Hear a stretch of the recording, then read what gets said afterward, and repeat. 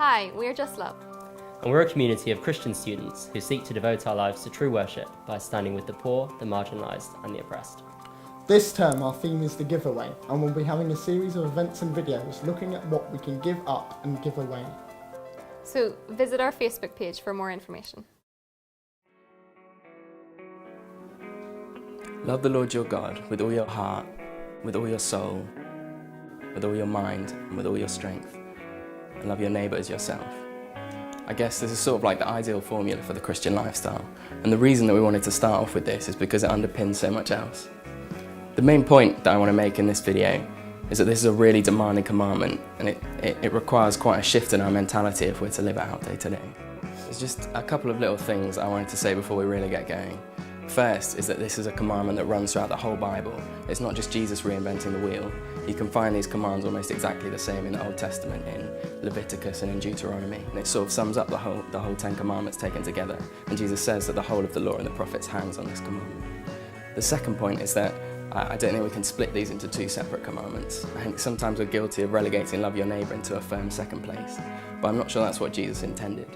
He was answering the question of what is the greatest commandment, singular. And the reason why love your neighbour is so important is because you can't love God with all your heart and your strength and your mind and your soul without loving your neighbour as yourself. And now to the main point, that this is a really demanding commandment from Jesus and it requires a big change from us. I'm going to start off with a little story. Last year I met this kid called Sviso, who's living on the streets in Durban in South Africa. One day we took Sviso and some of his friends along to this youth group at a local church, and after a stunning performance in a dance-off, Sviso won this big bar of chocolate.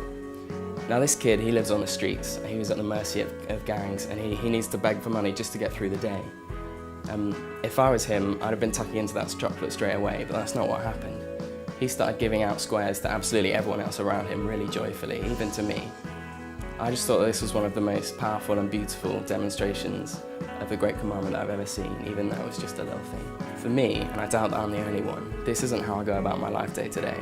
I care about other people, sure, but I definitely prioritise myself. Even for this video, I probably thought less about how my words might positively change the world and more about how my hair would look on camera. There will always be excuses not to go out of my way to help others. I'm always going to be lacking the money, the time or the energy to be a good Samaritan right now. But the Great Commandment requires us to really change this mindset. Often our first instinct with the things that we have and the things that we get is to think about how they might benefit us.